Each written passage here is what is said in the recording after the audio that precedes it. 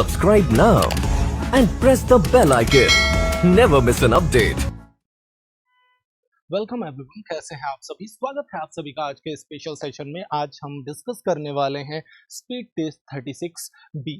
हम basically English के section पे बात करेंगे और क्वेश्चन नंबर 76 से क्वेश्चन नंबर 100 तक करने वाले हैं डिस्कशन। तो चलिए शुरुआत कर देते हैं आज के इस जर्नी की और देखते हैं आज का ये सेशन हमारी नॉलेज में क्या एड ऑन करने वाला है। आज के इस सेशन के थ्रू हम क्या खास सीखने वाले हैं।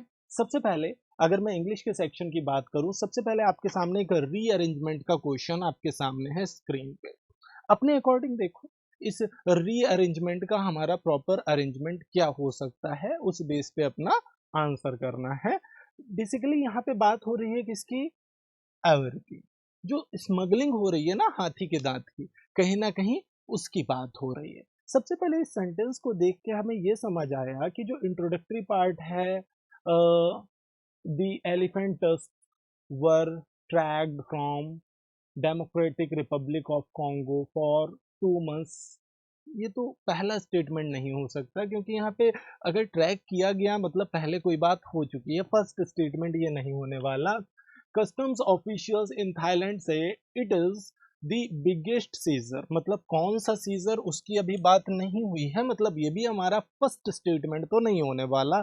आगे अगर हम देखें ऑफिशियल से that they were being transported what were being transported, यहाँ पे कोई इंफॉर्मेशन उस चीज की नहीं है। तो दे वाला जो ये पार्ट है ना, ये भी हमारा एलिमिनेट हो गया, ये वाला स्टेटमेंट नहीं होने वाला। तो अब यहाँ पे फर्स्ट स्टेटमेंट क्या बचा हमारा, 4 tons of ivory with a market value of 6 million, it was an impressive haul। अगर मैं हॉल को रिलेट करूं तो हॉल का मतलब हो गया प्राप्त की गई वस्तु या जब्त की गई वस्तु, उससे हम रिलेट कर सकते हैं। सी के बाद हम डायरेक्ट चले गए किस पार्ट पे, बी पार्ट पे। Customs officials in Thailand say it's the biggest seizure in the country's history, ये कंट्री की हिस्ट्री में सबसे बड़ा सीजर है, कुछ ऐसा बोला गया यहाँ पे कस्टम ऑफिशियल्स के द्वारा। आफ्टर दैट सी के बाद हम बी पे गए, आफ्टर दैट हम ए पे चले गए। The elephant tusks were tracked from the Democratic Republic of Congo for 2 months।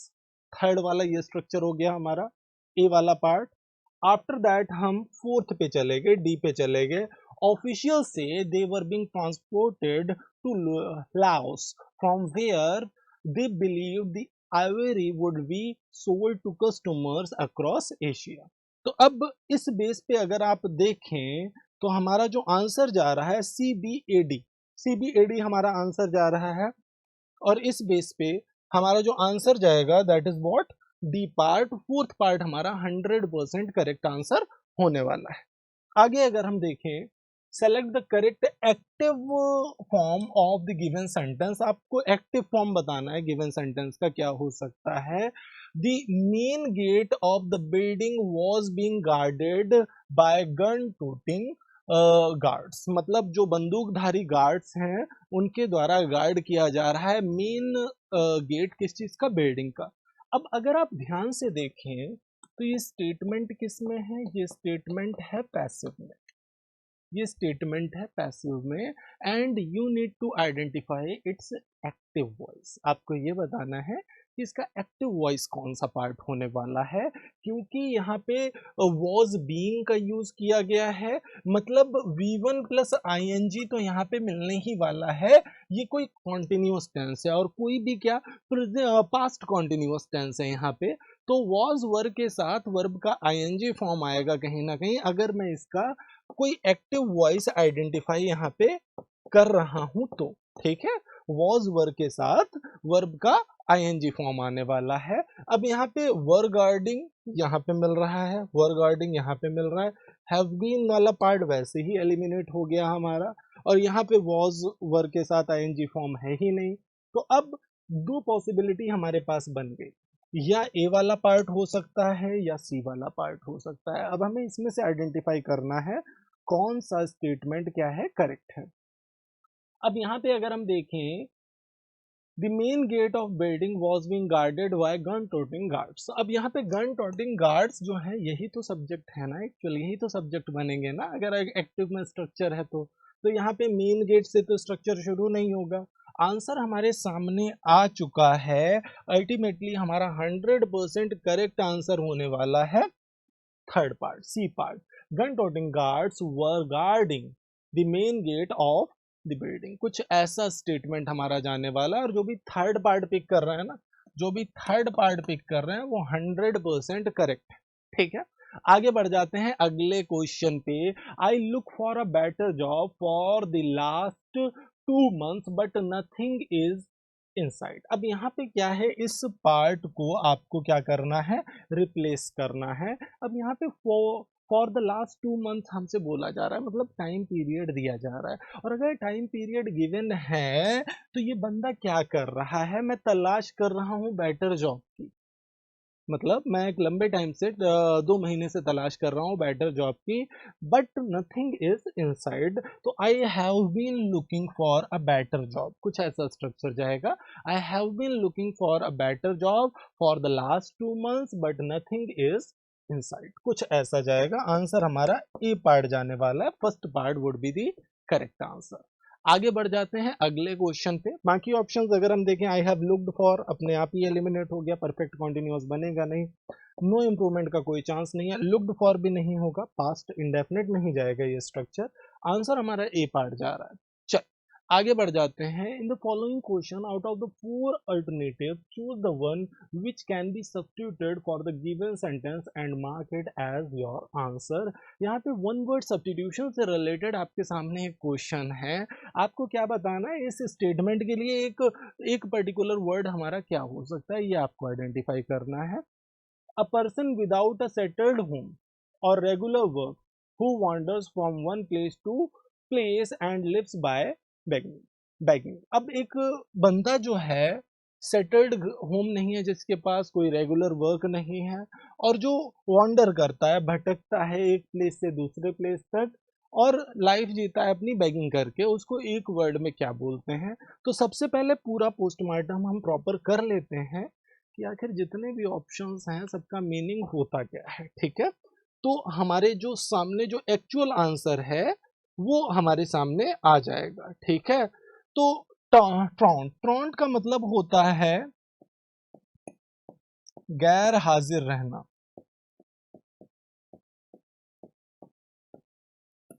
गैर हाजिर रहना मतलब कोई ऐसा इंसान है ना जो कर्तव्य से अपने भाग रहा है, गैर हाजिर रह रहा है, बिना बताए अब्सेंट रह रहा है, कुछ ऐसे आप रिलेट कर सकते हैं ट्रॉन्ट को।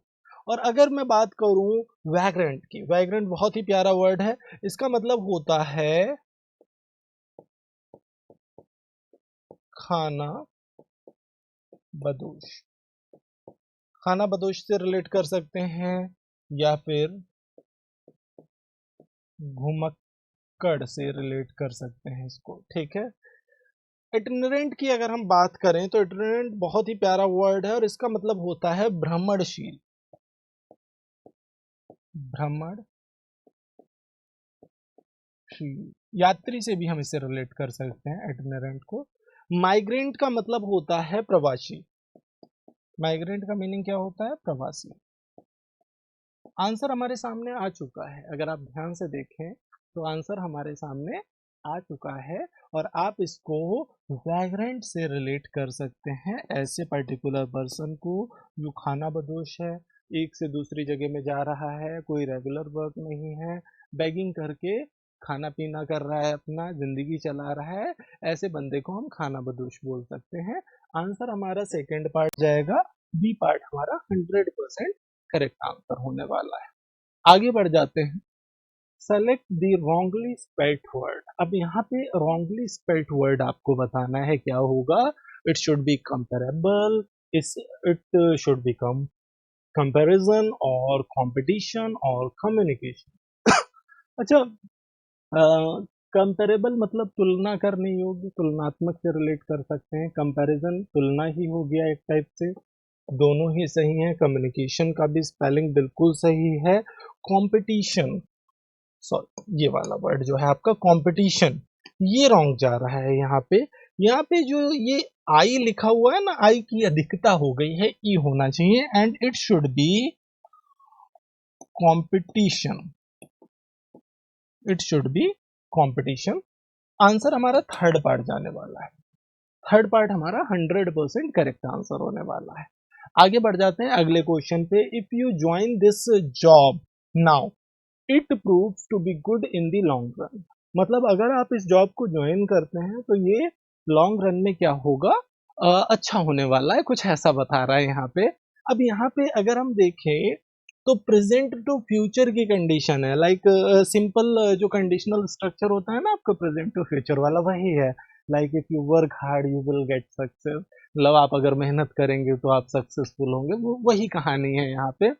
अब यहाँ पे if you join this job now it proves to be good in long run, अब यहाँ पे it will prove to be good in the long run, कुछ इस तरह से स्ट्रक्चर जाएगा, तब ये 100% करेक्ट होगा। प्रेजेंट टू फ्यूचर का स्ट्रक्चर बनने वाला है और आंसर यहाँ से आपका जो जाने वाला है that would be first part. First part आपका 100% करेक्ट आंसर जाएगा और बाकी के सारे ऑप्शंस आपके एज इट इज एलिमिनेट हो रहे हैं, क्योंकि कोई भी फ्यूचर की बात नहीं कर रहा है स्ट्रक्चर।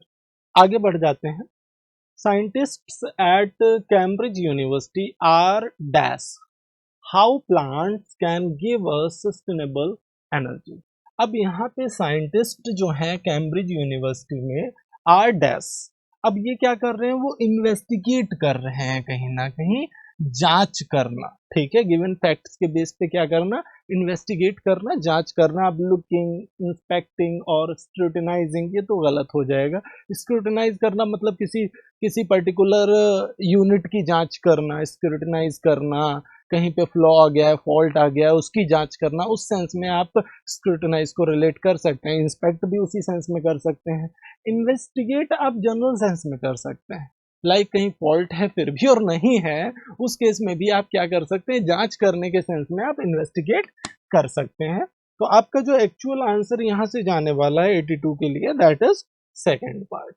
आगे बढ़ जाते हैं। Cost an arm and a leg. अच्छा, कोई भी चीज अगर बहुत ज्यादा महंगी है, ऐसे तो बहुत ज्यादा महंगी है, and it cost an arm and a leg, मतलब एक चीज की जो कीमत है वो एक आर्म और एक लेग के बराबर है, मतलब बहुत ज्यादा कीमत हो गई ना इसकी। अगर किसी चीज की मैं कीमत बता रहा हूँ, it cost an arm and a leg, मतलब कि हाथ और पैर की कीमत के बराबर है, तो बहुत ज्यादा कीमत हो गई ना। तो आपका जो एक्चुअल आंसर जाने वाला है rarely available, no chance, easy to obtain, obtain means प्राप्त करना, कोई चांस नहीं है, नथिंग टू लूज, कोई चांस नहीं है। आपका जो एक्चुअल आंसर जाएगा that is D part, very expensive. Cost an arm and a leg means what, very expensive, किसी भी चीज का बहुत ही ज्यादा महंगा होना। आगे बढ़ जाते हैं। अब यहाँ पे in the following sentence identify the segment which contains the grammatical error. Error detection का क्वेश्चन है आपके सामने। अब यहाँ पे क्या कह रहा है, due to cyclone Idai vast area, अब यहाँ पे ये साइक्लोन का नाम है आपका, vast area of land have been flooded, roads destroyed and communications disrupting in Zimbabwe and Mozambique. अब यहाँ पे अगर हम देखें, have been flooded, have been flooded, देखो पैसिव स्ट्रक्चर है, हैव बीन के साथ पहले फ्लडेड आया, उसके बाद में डिस्ट्रॉयड का यूज किया गया, अगली वर्ड क्या है, डिस्ट्रॉयड। अब क्या है, communication disrupting.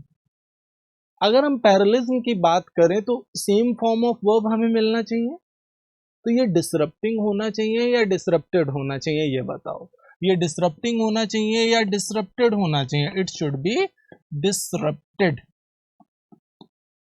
it should be disrupted in the Zimbabwe and Mozambique।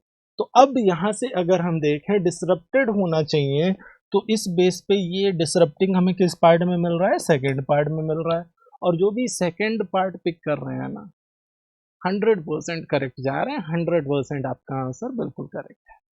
आगे बढ़ जाते हैं। टिल्ट, टिल्ट को अगर हम रिलेट करें तो इसका मतलब होता है झुकाव, ठीक है। अब सपोर्ट का तो कोई चांस नहीं है, हमसे सैनोनिम पूछा जा रहा है। स्ट्रेटन मतलब सीधा हो गया, अगर अपोजिट पूछता तो स्ट्रेटन हो जाता, क्रॉस का भी कोई चांस नहीं है। स्लैंट, स्लैंट मीन्स होता है तिरछा, और टिल्ट को हम स्लैंट से सीधे सीधे रिलेट कर पाएंगे और यह 100% करेक्ट भी होगा। टिल्ट को हम स्लैंट से रिलेट कर सकते हैं। आगे अगर हम देखें, अगर हम सिनोनिम की बात कर रहे हैं तो आगे अगर हम देखें, टेंडर बहुत ही प्यारा वर्ड है। टेंडर का मीनिंग ही होता है सॉफ्ट, कोमल, कुछ ऐसे रिलेट कर सकते हैं। लेकिन प्रॉब्लम ये है कि यहाँ पे एंटोनिम पूछा गया है, ठीक है। तो अगर एंटोनिम पूछा गया है तो ये सॉफ्ट वाला पार्ट तो हो गया गलत, ये तो होगा नहीं। वार्म, वार्म वेलकम किया जा रहा है किसी का, गर्मजोशी के साथ वेलकम किया जा रहा है। जेंटल, इसका भी कोई चांस नहीं है। तो टेंडर को हम रफ से रिलेट कर सकते हैं, क्योंकि सॉफ्ट का अपोजिट भी रफ हो जाएगा, टेंडर का अपोजिट भी कहीं ना कहीं रफ हो जाएगा। आंसर हमारा फोर्थ पार्ट जाने वाला है 100%। आगे बढ़ जाते हैं। अब यहाँ पे आपका एक रीअरेंजमेंट का स्ट्रक्चर है, अपने अकॉर्डिंग देखो। That short of pollution which is also wide spread in other south east Asian nation regular legal. अब देखिए, दैट शॉर्ट ऑफ पोल्यूशन मतलब किसी तरह के पोल्यूशन की बात पहले हो चुकी है। अगर आप ध्यान से देखें तो किसी भी तरह के पोल्यूशन की बात पहले हो चुकी है, जो भी बात आगे बढ़ा रहा है ये यहाँ पे, ठीक है। अब आगे बढ़ते हैं, जरा एक बार देखिए।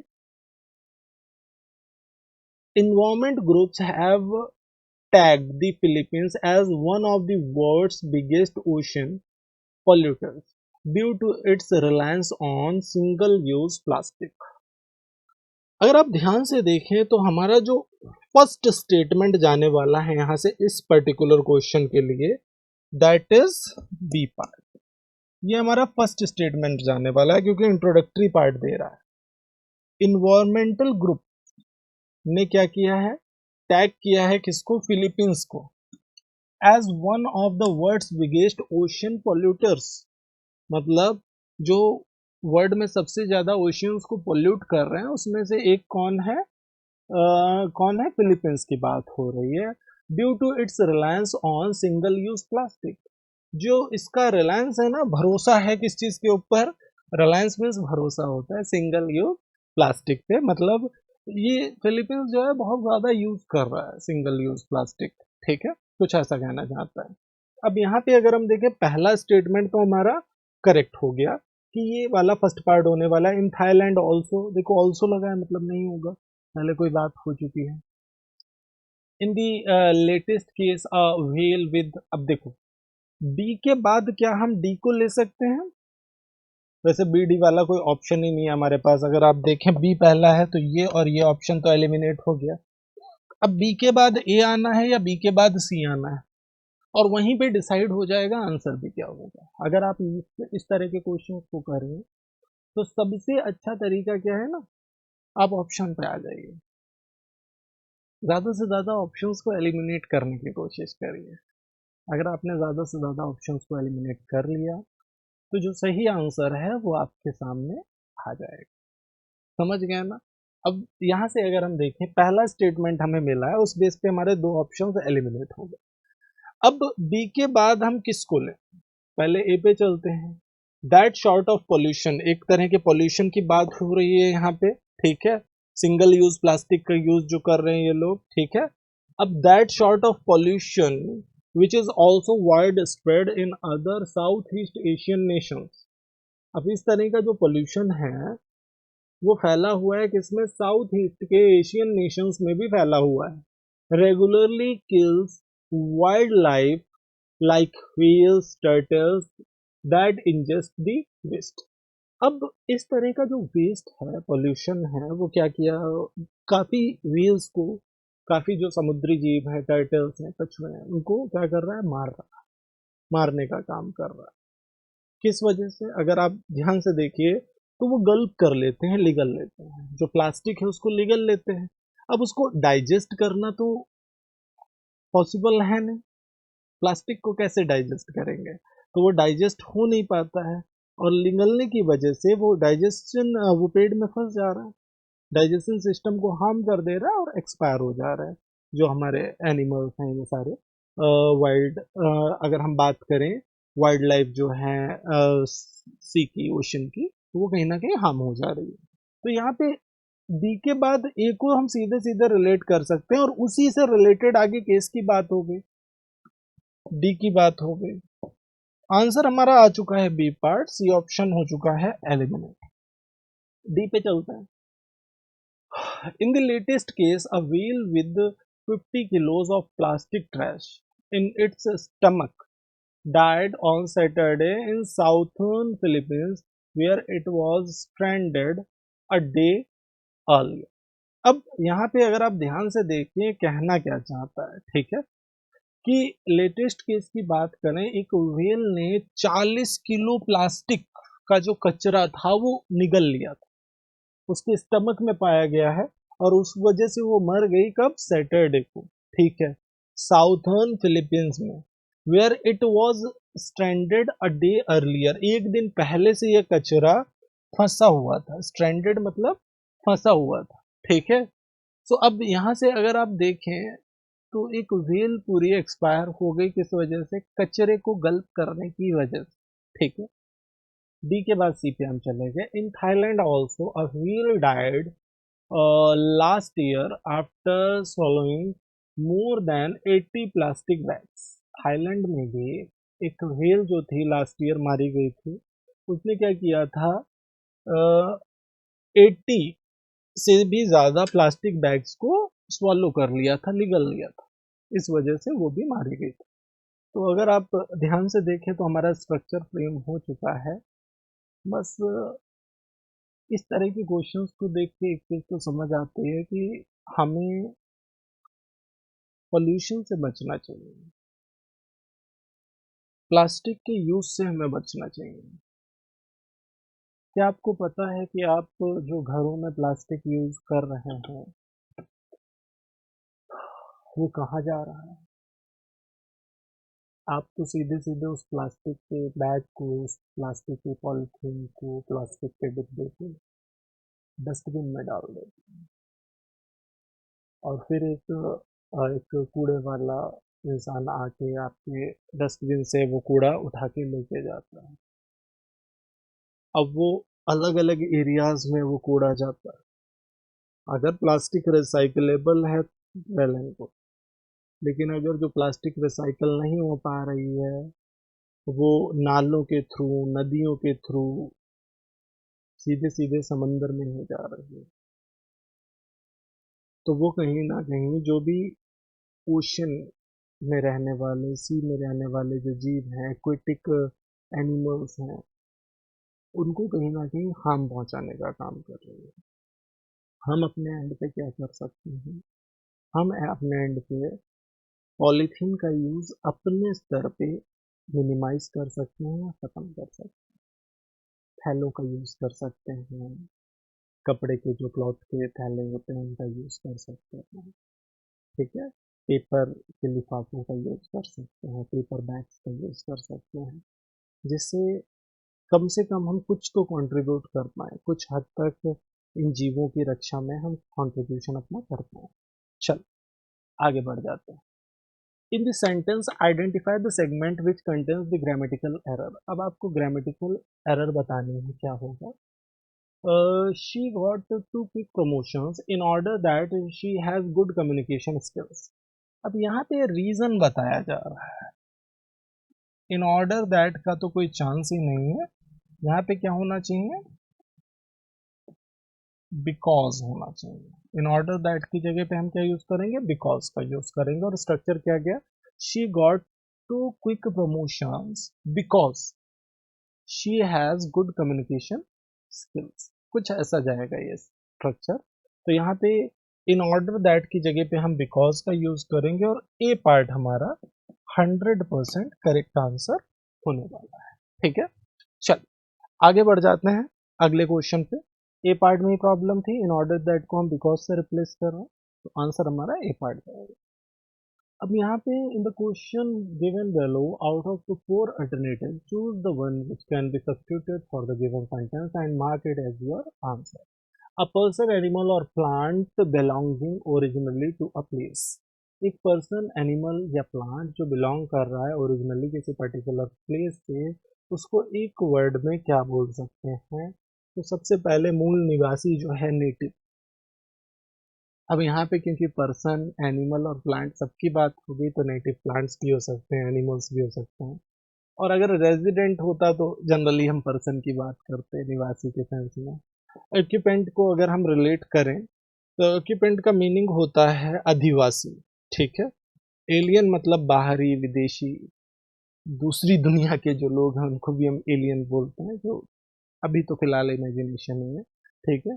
तो एलियन मीन्स विदेशी या बाहरी भी होता है, ठीक है। तो आंसर हमारा ए पार्ट जाएगा और बिल्कुल हलवा सा क्वेश्चन था। अगला, select the most appropriate word to fill in the blank. इस स्ट्रक्चर में आपको क्या करना है, सबसे अप्रोप्रिएट वर्ड फिल करना है 90 के लिए। अब यहाँ पे अगर हम देखें, the state government argued that it could not dash the increase in teachers salary as awarded by the court। अब यहाँ पे स्टेट गवर्नमेंट ने ऐसा कहा that it cannot afford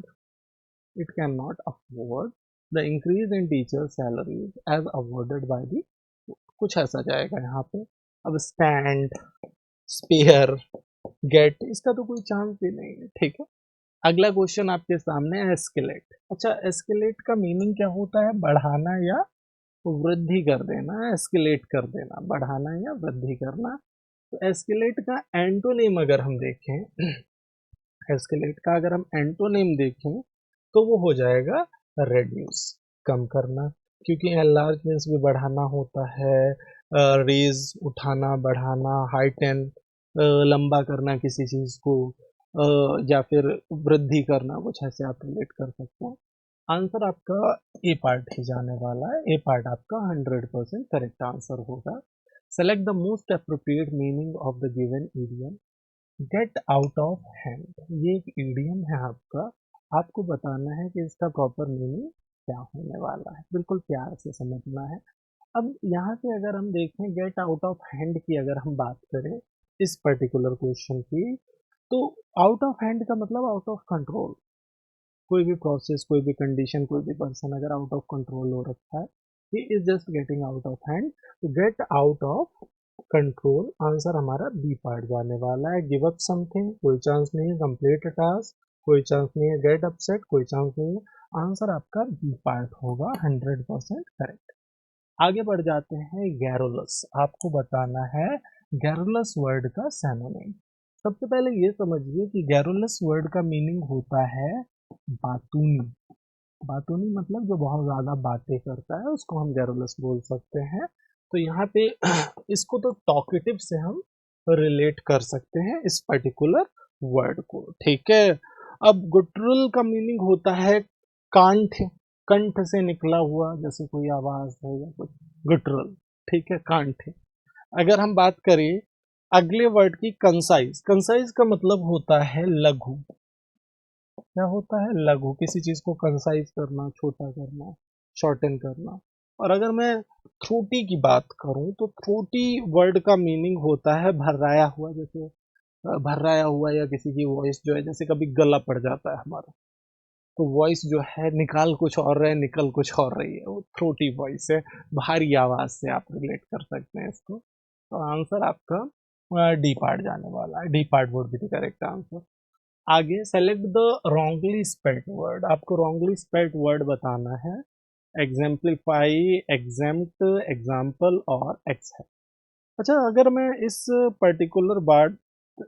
particular statement की बात करूं, तो यहाँ पे एग्जाम्पलीफाई, किसी भी चीज का उदाहरण देना होना, तो एग्जाम्पलीफाई, EXEMPLIFY, एग्जाम्पलीफाई, कुछ ऐसा। क्योंकि एग्जेम्प्ट की बात करूं, एग्जेम्प्ट कहीं ना कहीं मुक्त की बात करता है, मुक्त या छूट से रिलेट करता है।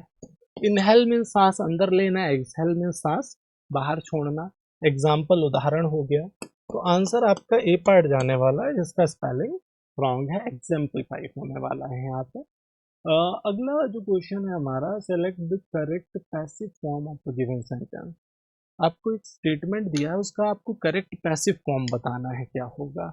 अब यहाँ पे क्या कह रहा है, do not park your car in front of my house, मेरे घर के सामने अपनी कार को पार्क मत करो भाई, कुछ ऐसा बोल रहा है। अब इस स्टेटमेंट को अगर हम देखें, अब इसका आपको पैसिव फॉर्म बताना है, इसका पैसिव वॉइस क्या होने वाला है ये आपको बताना है। तो सीधे सीधे अगर आप स्टेटमेंट को देखें, don't park your car in front of my house, अब your car could not be parked in front of my house, your car should not be parked in front of my house, my house should not be, घर को park थोड़ा ना किया जाएगा, ये तो सीधे सीधे गलत हो जा रहा है। Your car need not to be parked, ये भी स्ट्रक्चर गलत है। सबसे अप्रोप्रिएट अगर हम स्ट्रक्चर के अकॉर्डिंग देखें तो आंसर क्या जाएगा, your car should not be parked in front of my house, मतलब आपकी कार मेरे घर के सामने पार्क नहीं की जानी चाहिए, कुछ ऐसा।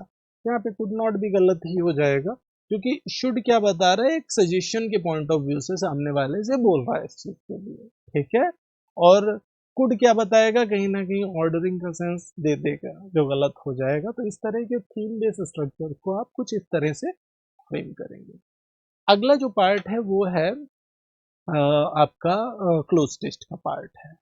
अब इटली के एक मेयर हैं, Italian mayor, has been cleaning the street along with the counsellors.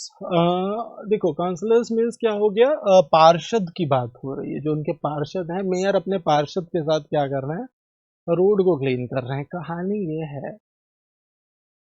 ये है कि अब इनके यहाँ पे जो वर्कर थे, जो मैनुअल वर्कर्स थे सफाई करने वाले, वो इनके क्षेत्र में है नहीं। 6 महीने पहले जो पर्सन रिटायर हुआ था उसके बाद कोई भी नए अपॉइंटमेंट हुआ नहीं, तो रोडें गंदी पड़ी हुई हैं।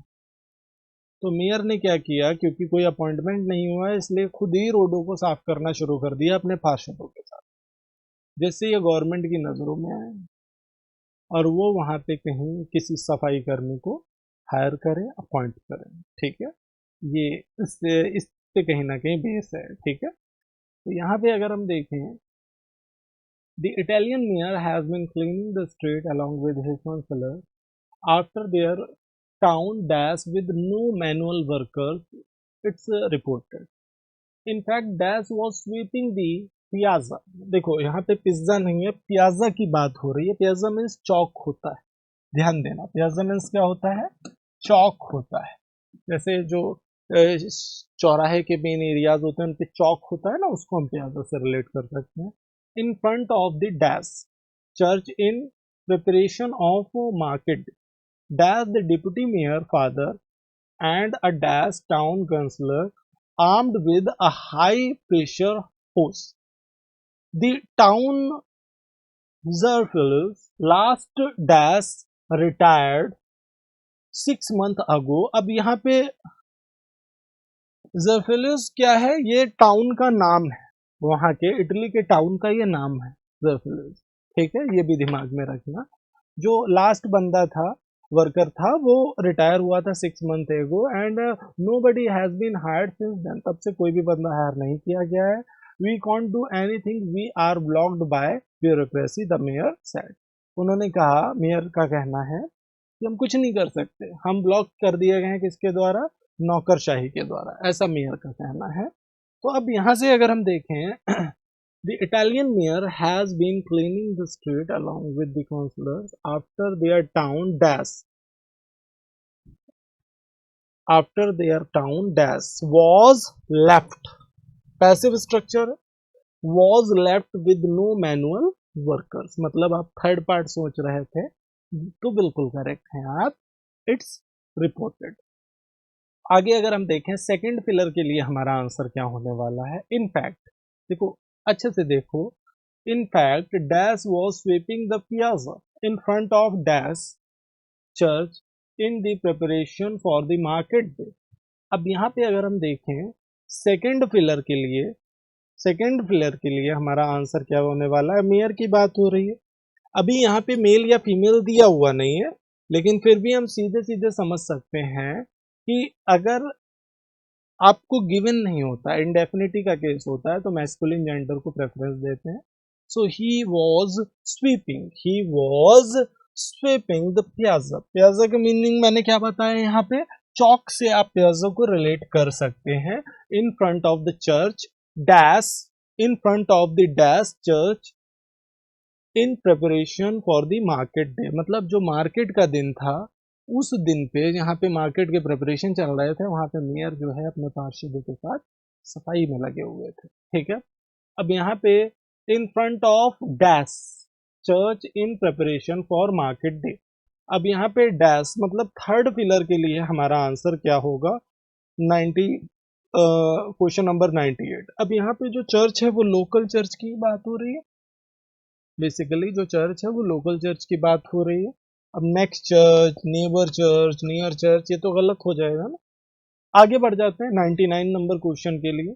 Local church in preparation for the market dash the deputy mayor father and a town councillor armed with a high pressure hose. Hose मतलब पाइप होता है, पाइप मतलब जिसमें पानी फ्लो हो रहा है, उस पाइप को हम रिलेट कर सकते हैं होस से. तो यहाँ पे अगर हम देखें 99 नंबर क्वेश्चन के लिए होस को हम पाइप से रिलेट कर सकते हैं, जैसा कि मैंने बताया.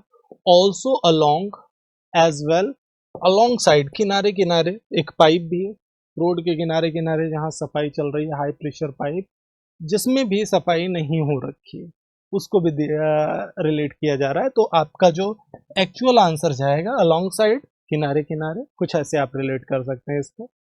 अब आगे अगर हम देखें द टाउन जर्फेल्यूज last worker retired 6 month ago. Last जो वर्कर था, अब यहाँ पे काउंसलर और मेयर और मेंबर तो होगा नहीं, लास्ट जो वर्कर था वो रिटायर हुआ था 6 months ago and nobody has been hired since then. और तब से किसी को भी हायर नहीं किया गया है. आई होप सभी को समझ आ गया होगा किस तरह से ये स्टोरी जा रही है. तो आज का ये सेशन यहीं पे होता है कंप्लीट. आई होप आज आपने कई नए नए वर्ड्स, क्वेश्चन, सेगमेंट्स, कॉन्सेप्ट सीखे होंगे. मिलते हैं आपसे नेक्स्ट सेशन में कुछ और मज़ेदार से कॉन्सेप्ट, ट्रिक्स के साथ, कुछ एग्जाम ओरिएंटेड वर्ड्स और क्वेश्चंस के साथ. Till then take care. Thank you. Subscribe now and press the bell icon. Never miss an update.